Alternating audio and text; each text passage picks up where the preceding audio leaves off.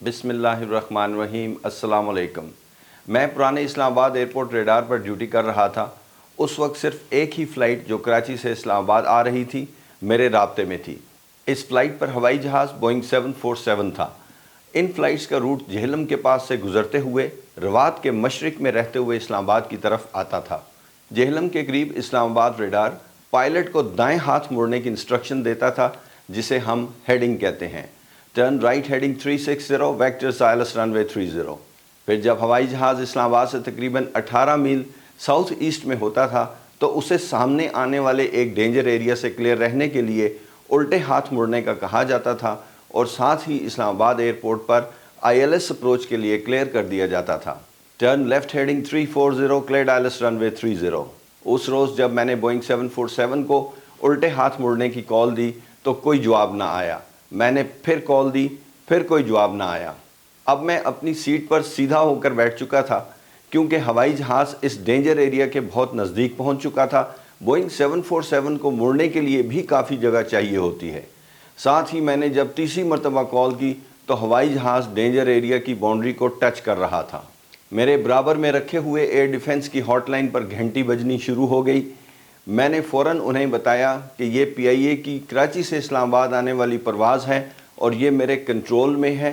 फ़िलहाल पायलट से रब्ता नहीं हो पा रहा, इसलिए वो मुड़ा नहीं है। अब फ़्लाइट इस डेंजर एरिया में दाखिल हो चुकी थी। मैंने जल्दी हवाई जहाज़ के वायरलेस फेल होने की SOP स्टैंडर्ड ऑपरेटिंग प्रोसीजर के मुताबिक मुख्तलिफ फ्रिक्वेंसीज़ पर पायलट को कॉल करनी शुरू की, लेकिन जवाब ना आया। मेरे लिए ये ख़तरनाक सूरत हाल थी क्योंकि ये बोइंग 747 हवाई जहाज़ 3900 फुट की बुलंदी पर मरी के पहाड़ों के नज़दीक होता चला जा रहा था और सिर्फ 2 से 3 मिनट का फ्लाइंग टाइम रह गया था। मैंने इस्लामाबाद कंट्रोल टावर को कहा कि उसे अपनी फ्रीक्वेंसी पर कॉल दे। ये हवाई जहाज़ वहाँ बोल पड़ा। टावर कंट्रोलर ने उसे फ़ौरन मुझे कांटेक्ट करने का कहा।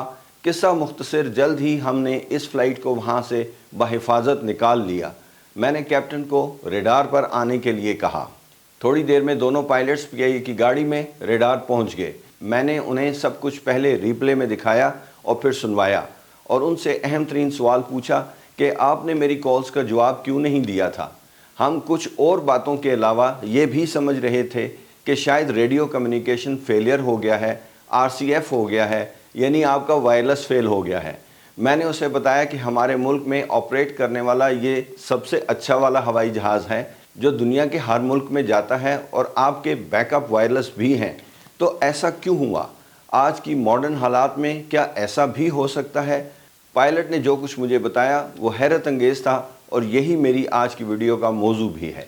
वो कहने लगे, को पायलट ने PIA ऑपरेशंस में बात करने के लिए फ्रीक्वेंसी सिलेक्टर को घुमाकर नई फ्रीक्वेंसी सिलेक्ट की, फिर बात ख़त्म करके वापस आपकी फ्रीक्वेंसी सिलेक्ट कर ली, लेकिन दर हकीकत उसने गलती से कंट्रोल टावर की फ्रीक्वेंसी सिलेक्ट कर ली थी, इसलिए हमें पता ही ना चला कि आप हमें कॉल कर रहे हैं।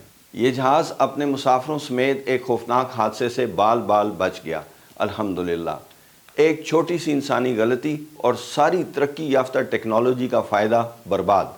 पाकिस्तान में कुछ अलमनाक हादसात इंसानी गलती की वजह से हो चुके हैं। मेरा आज का मौजू भी यही है कि पायलट कंट्रोलर के दरमियान बातचीत के लिए वायरलेस कम्युनिकेशन में क्या क्या तरक्की हुई है, 35 साल पहले क्या था और आज क्या है।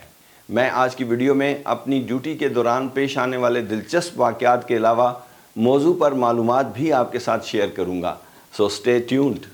1988 में जब मैं Hyderabad civil aviation training institute केटाई से अपना एयर ट्रैफिक कंट्रोल का कोर्स मुकम्मल करके लाहौर एयरपोर्ट ड्यूटी के लिए आया तो उस वक्त एयर ट्रैफिक कंट्रोल में हमारे पास 2 तरह के वायरलेस थे, HF SSB शॉर्ट वेव पर एविएशन फ्रीक्वेंसी और दूसरी VHF। HF high frequency transmission दूर दराज के इलाकों और पहाड़ों में उड़ते हुए हवाई जहाज़ों से राब्ते के लिए इस्तेमाल होती थी, लेकिन इस पर शोर बहुत होता था। आज भी एविएशन में इसका इस्तेमाल मौजूद है। मसलन ओशियानिक रूट्स पर बाकायदा HF फ्रीक्वेंसी पर इस इलाके में आने वाली फ़्लाइट्स चेक इन करती हैं, सेल कॉल चेक करती हैं और फिर समंदर के ऊपर HF फ्रीक्वेंसी को ट्यून करके रखती हैं। पाकिस्तान में HF SSB नॉर्दर्न एरिया में फ़्लाइट्स के साथ राब्ते के लिए इस्तेमाल होता है। आज के दौर में HF फ्रीक्वेंसी पर डेटा ट्रांसमिशंस भी होने लग गई हैं जो इन हवाई जहाज़ों से आने वाले डेटा को कैरी करती हैं। یہ ان فلائٹس کی طرف سے آپریشنز کے پیغامات ہوتے ہیں۔ اگر آپ کے پاس کمپیوٹر اور انٹرنیٹ ہے تو میں آپ کو ایک ویب سائٹ ایڈریس بتاتا ہوں اور ایک چھوٹی سی ڈیمو دیتا ہوں۔ اس دنیا کے نقشے پر نیلے رنگ کے لیبل ان ہوائی جہازوں کے ہیں جہاں سے ہمیں یہ ٹرانسمیشن ریسیو ہو رہی ہے۔ آپ ان فلائٹس کو فلائٹ ریڈار 24 پر ٹریک کر کے ان کی پوزیشن کنفرم کر سکتے ہیں۔ لندن، امریکہ، یورپ، رشیا اور کینیڈا کے دور دراز علاقوں سے ہوائی جہاز آپ کے سامنے اس پر پک ہو رہے ہیں اور ان کا ڈیٹا پڑھا جا رہا ہے۔ اگر آپ اس ڈیٹا کو کاپی کر لیں تو پھر اطمینان سے اسے پڑھ سکیں گے کہ اس میں کس کس طرح کے آپریشنل اور آٹومیٹیکلی ٹرانسمٹ ہونے والے میسیجز ہیں۔ واو! موبائل فون پر آپ اس کی ایپ کے ذریعے بھی ایکسپلور کر سکتے ہیں۔ اب ذرا VHF ویری ہائی فریکوینسی کی طرف آ جائیں۔ ویری ہائی فریکوینسی ٹرانسمیشن زبردست صاف ستھرا کانٹیکٹ لیکن ہوائی جہازوں کے لیول پر ڈیپینڈ کرتے ہوئے صرف 130 میل سے لے کر 140 میل تک ہوتا ہے۔ اس رینج کو بڑھایا جا سکتا ہے اگر ہم VHF ریلے اسٹیشنز لگا لیں۔ ان اسٹیشنز کی بدولت ہمارا رابطہ پاکستان کے طول و عرض میں اب ہوائی جہازوں کے ساتھ ہو جاتا ہے اور ہم air traffic control services provide کرتے ہیں۔ میں لاہور ایئرپورٹ پر ایریا ریڈار پر ڈیوٹی کر رہا تھا اور میرے کنٹرول میں پاکستان چائنا بارڈر والا روٹ بھی تھا۔ اس روٹ پر چائنا آنے جانے والی بے شمار فلائٹس بڑے بڑے ہوائی جہاز جو زیادہ تر کارگو کے ہوتے تھے رابطہ کرتے تھے۔ ادھر سے پاکستان کی فضائی حدود میں داخل ہونے والے ہوائی جہازوں کا ہم سے تقریباً 40-50 میل پاکستان کے اندر تک وائرلیس کا رابطہ نہیں ہو پاتا تھا اور نہ ہی ریڈار پر یہ ہوائی جہاز پک ہوتے تھے۔ ابھی ہم نے اس جگہ VHF ریلے اسٹیشن نہیں لگایا تھا۔ کورین ایئر کی فلائٹ جو بیجنگ سے سیول جا رہی تھی اس کا پاکستان کی فضائی حدود میں داخل ہونے کا وقت آ چکا تھا لیکن رابطہ نہیں ہو پا رہا تھا، کانٹیکٹ نہیں تھا۔ ایئر ڈیفنس الگ ہمیں پوچھے چلے جا رہا تھا کہ بارڈر ایریا میں کون سا جہاز انٹر ہوا ہے۔ اسی دوران میرے برابر میں رکھا ہوا STD فون بج اٹھا۔ میں نے کال اٹینڈ کی تو ایک خوشگوار حیرت ہوئی۔ دوسری طرف سے اسی کورین فلائٹ کا کیپٹن اپنے ہوائی جہاز میں سے فون پر مجھے اپنی پوزیشن بتا رہا تھا۔ وہ اپنے سیٹلائٹ فون پر بات کر رہا تھا، بہت لطف آیا۔ اس کے بعد تو یہ ریگولر فیچر بن گیا، جب بھی یہ فلائٹ آتی وہ اس پوزیشن پر اپنی سیٹلائٹ فون سے ہی رپورٹ کرتا۔ دوسری ایئر لائنز نے بھی دیکھا دیکھی یہ کام شروع کر دیا۔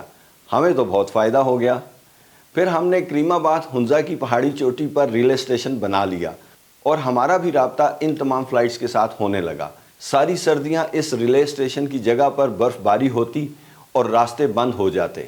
کبھی کبھار یہاں پر موجود جنریٹر کا ڈیزل ختم ہو جاتا ہے اور ریلے اسٹیشن بند ہو جاتا ہے۔ پھر ہم اسلام آباد ایئرپورٹ ریڈار کے ذریعے گلگت کو پیغام دیتے ہیں اور صورتحال بتاتے ہیں۔ گلگت ایئرپورٹ سے ایک پارٹی ڈیزل لے کر روانہ ہوتی ہے اور پھر اس طرح ریلے اسٹیشن دوبارہ آپریشنل کر لیا جاتا ہے۔ پائلٹ اور کنٹرولر کے آپس میں رابطے کی ٹیکنالوجی میں بہت ترقی ہوئی ہے اور یہ محفوظ اور قابل اعتماد ریلائبل بھی ہے۔ CPDLC لنک کے ذریعے کنٹرولر اور پائلٹ کے درمیان ڈائریکٹ ٹیکسٹ میسیجز کا تبادلہ ہوتا ہے۔ اس میں ہر طرح کی ایئر ٹریفک کنٹرول کے پیغامات اور کلیئرنسز وغیرہ بھی ہو سکتی ہیں۔ انہیں ایک سمپل سافٹ ویئر کے ذریعے پڑھا جاتا ہے۔ اس کی رینج سیٹلائٹ کے تھرو بہت زیادہ ہو سکتی ہے۔ اس طرح کی ٹرانسمیشنز فریکوینسی پر آڈیو کالز کا دباؤ کم کرتی ہیں اور غلطی کا امکان بھی کم سے کم ہوتا ہے۔ اب ماڈرن ہوائی جہازوں میں پائلٹ کو کاکپٹ مینیجر کہا جاتا ہے اور یہ اس کی ورک پلیس ہے۔ ADS-B، اسے ہم گیم چینجر ٹیکنالوجی کہہ سکتے ہیں۔ یہ ہوائی جہازوں کی پوزیشن انفارمیشن سیٹلائٹس کے ذریعے ٹھیک معلوم کر کے اور آٹومیٹیکلی ہوائی جہاز سے وقفے سے ٹرانسمٹ کرتی رہتی ہے، جو ایئر ٹریفک کنٹرول کے علاوہ دوسرے ہوائی جہازوں کو بھی ملتی ہے اور سب آپس میں ایک دوسرے کی ریئل ٹائم پوزیشن سے آگاہ رہتے ہیں۔